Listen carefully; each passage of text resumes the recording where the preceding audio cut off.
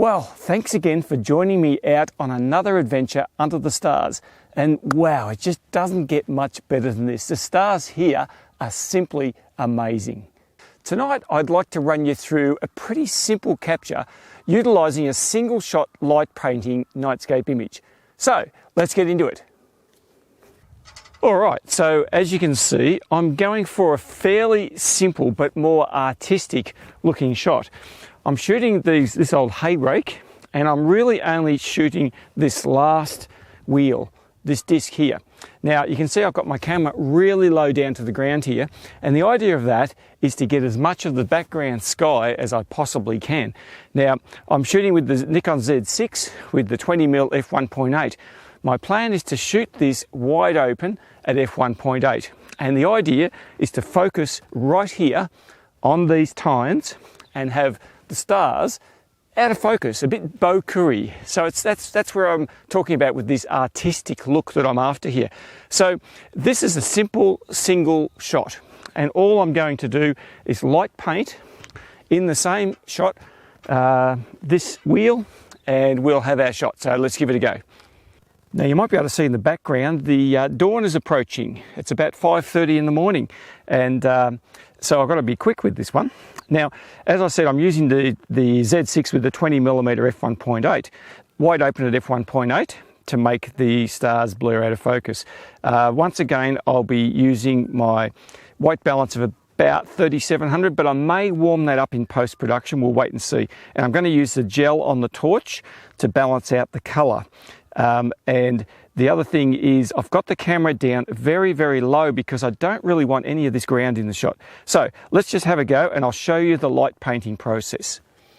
Okay, so as you can see, to light this, I'm using my lead Lenser P7.2 torch.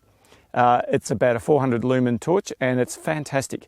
Does a great job, and I use it for just about all of my light painting.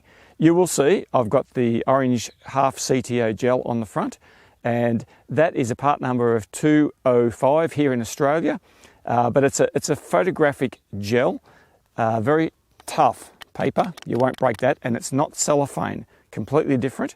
And the other thing is it's just taped on with a piece of electrical tape, and it can come off if I need it to, but that balances out the white balance. So I set my white balance fairly cool in camera, and this helps me to balance out the foreground objects that I'm shooting with the little bit of extra orange, and that balances out the white balance beautifully. Okay, so as far as lighting is concerned with this, it's very simple. What I'm going to do is simply get behind the subject and throw the light through the center of those tines. So as the shutter is clicked, I've got my remote shutter. All I'm doing is a quick shine of the torch into those spokes on that wheel, and it comes up beautifully. All it needs is one quick flash of the light. Pretty much that's all it needs, because what happens is that the light is coming through each of those spokes and shining and wrapping around. So what I'm getting is this beautiful side light that isn't causing too much overexposure, but at the same time it's looking great. Now if I was to light from the front, I'll just show you what it looks like. If I lit from the same angle as the camera, it looks really flat and lifeless, just like that. Nowhere near as good as lighting it from behind. Sure, you can see it, and it's very easy to make out what everything is, but the backlighting makes all the difference. Well, once again, the dawn's approaching behind me. I'm making a habit of this lately, aren't I? But there's nothing better than seeing the sun rise over that horizon down there. And it's been a fantastic night. I've spent a bit of time here, and there hasn't been a breath of wind, and the stars shone beautifully. A very simple scene captured in one shot, but nevertheless a beautiful image. I've captured plenty of these types of images, and I think it's a good change from the standard everything in focus nightscapes that we normally strive for. As well as that, I reckon it's good for us as photographers to develop our creative side by looking outside the square and trying something different.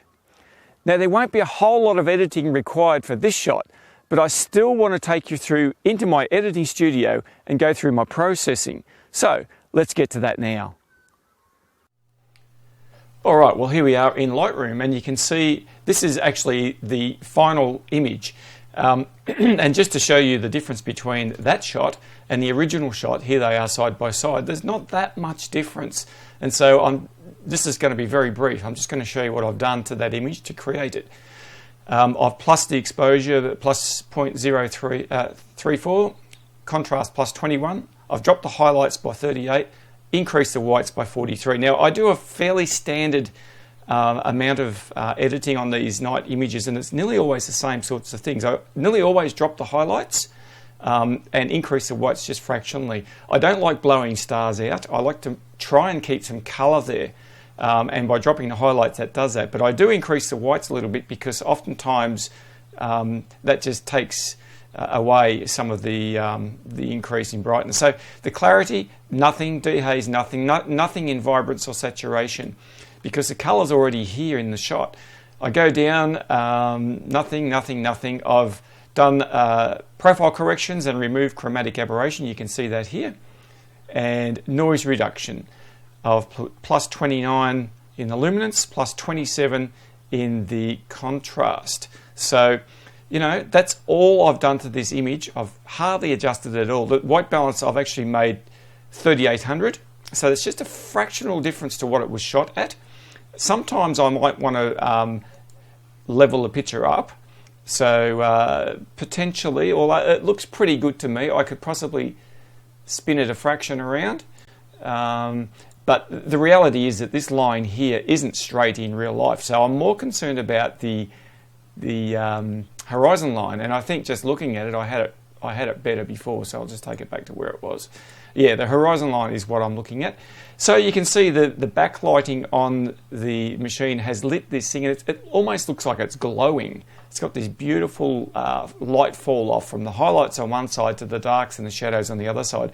And that's the whole point of doing the light painting from the angles, and in this case, from almost behind in the first place. And I think it's come up quite well. I'll just give you a full screen view of that image.